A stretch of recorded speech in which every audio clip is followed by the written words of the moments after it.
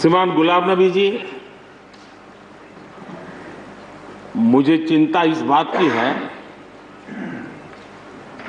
कि गुलाम नबी जी के बाद इस पद को जो संभालेंगे उनको गुलाम नबी जी से मैच करने में बहुत दिक्कत पड़ेगी।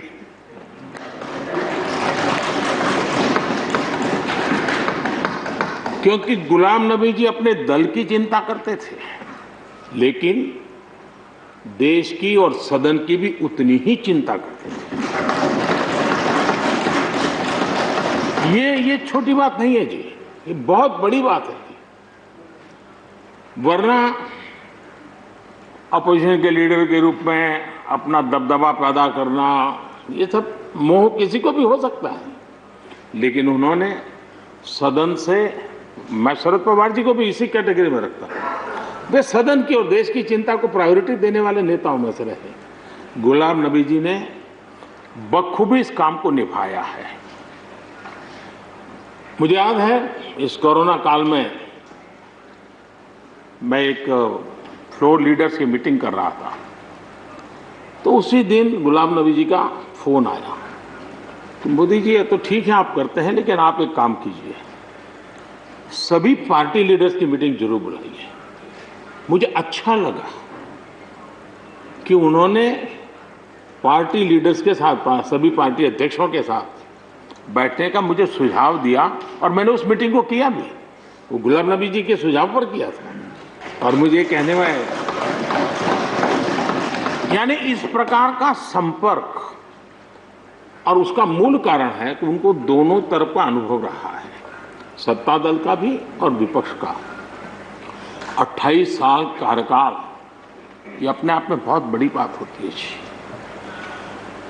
बहुत साल पहले की बात है, शायद अटल जी की सरकार होगी, मुझे याद नहीं रहा। मैं यहाँ सदन में किसी काम से आया था, मैं तो तब राजनीति में नहीं था, ये इलेक्टोरल पॉलिटिक्स में नहीं था, मैं संगठन का काम करता था। तो मैं और गुलाम नबी जी ऐसे ही लॉबी में गप्पे मार रहे थे। अब जैसा पत्रकारों का स्वभाव रहता है, बराबर नजर लगाए बैठे थे कि ये दोनों का मेल कैसे हो सकता है। हम हंसी खुशी से बातें कर रहे थे, तो हम जैसे ही निकले तो पत्रकारों ने घेर लिया। गुलाम नबी जी ने बहुत बढ़िया जवाब दिया था, वो जवाब हम लोगों के लिए बहुत काम आने वाला है। उन्होंने कहा, भाई देखिए, आप लोग हमको अखबारों में या टीवी माध्यमों में या पब्लिक मीटिंग में लड़ते झगड़ के देखते हो, लेकिन सचमुच में इस छत के नीचे हम जैसे एक परिवार का वातावरण कहीं नहीं होता है। इतनी हमारी आत्महत्या होती है, इतने सुख दुख होते हैं। ये जो स्पिरिट है, वो स्पिरिट अपने आप में बहुत बड़ी बात होती है। गुलाम नबी जी का एक शौक शायद बहुत कम लोगों को पता होगा, और कभी उनके साथ बैठोगे तो बताएंगे। हम सरकारी बंगलों में रहते हैं, तो बंगले की दीवारें, अपना सोफा सेट, उसी के आसपास हमारा दिमाग रहता है। लेकिन गुलाम नबी जी ने उस बंगले में जो बगीचा बनाया है, यानी एक प्रकार से कश्मीर की घाटी की याद दिला दे, ऐसा बगीचा बनाया है। और इसका उनको गर्व भी है, वो समय देते हैं, नई नई चीजें जोड़ते हैं, और हर बार जब कंपटीशन होती है तो उनका बंगला नंबर 1 ले आता है। यानी अपने सरकारी जगह को भी कितने प्यार से संभालना, यानी बिल्कुल मन से उन्होंने इसको संभाला है।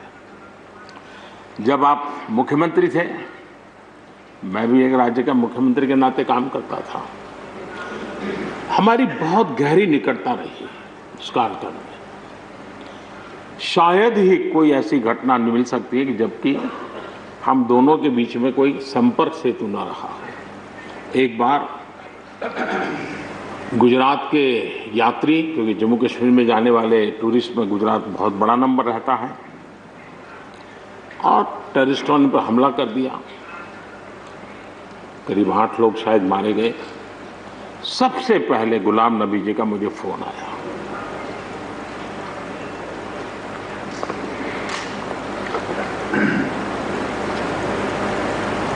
और वो फोन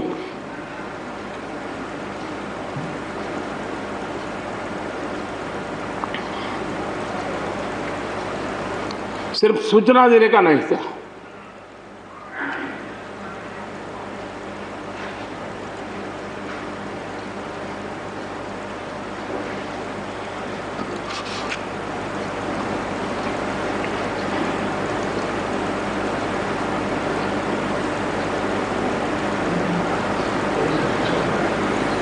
उनके आंसू रुक नहीं रहे थे। फोन पे उस समय प्रणब मुखर्जी साहब डिफेंस मिनिस्टर थे। मैंने उनको फोन किया, मैंने कहा साहब अगर फोर्स का हवाई जहाज मिल जाए इन डेड बॉडी को लाने के लिए। रात देर हो गई थी। प्रणब मुखर्जी साहब ने कहा आप चिंता मत कीजिए, मैं करता हूं व्यवस्था। लेकिन रात में फिर गुलाम नबी जी का फोन आया। वे एयरपोर्ट थे।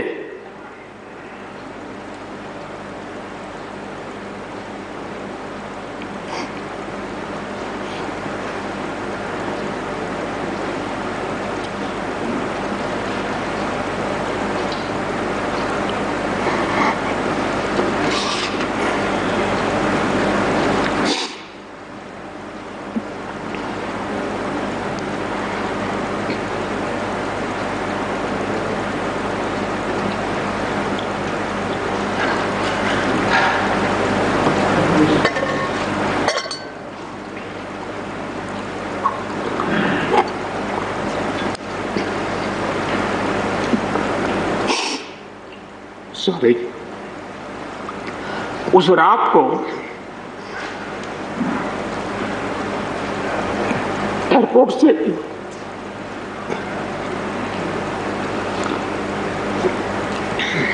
उन्होंने मुझे फोन किया और जैसे अपने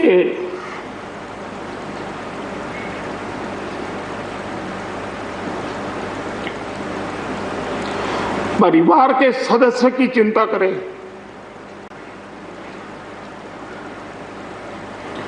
वैसी चिंता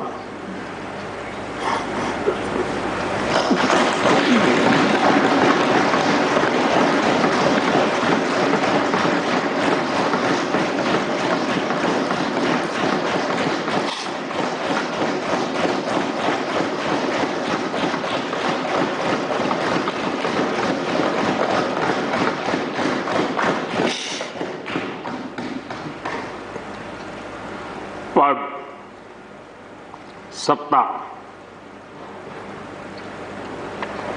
जीवन में आती रहती है, लेकिन उसे कैसे पचाना,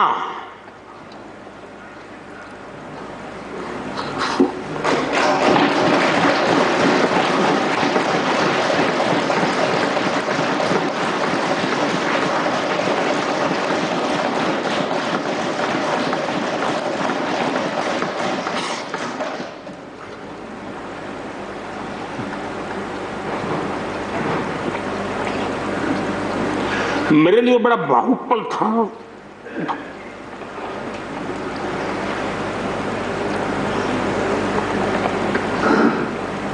दूसरे दिन सुबह फोन आया तो मोदी जी सब लोग पहुंच गए।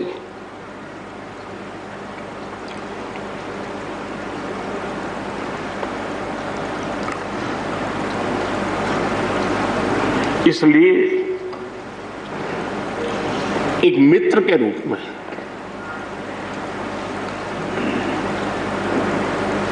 गुलाम नबी जी को घटना और अनुभव के आधार पर मैं आदर करता हूं।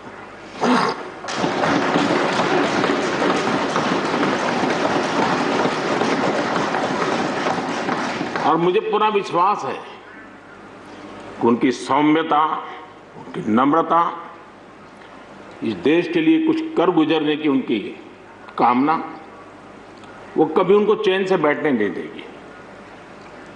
और मुझे विश्वास है कि जो भी दायित्व जहां भी वो संभालेंगे, वे जरूर वैल्यू एडिशन करेंगे, कंट्रीब्यूशन करेंगे और देश उनसे लाभान्वित होगा, ये हमारा पक्का विश्वास है।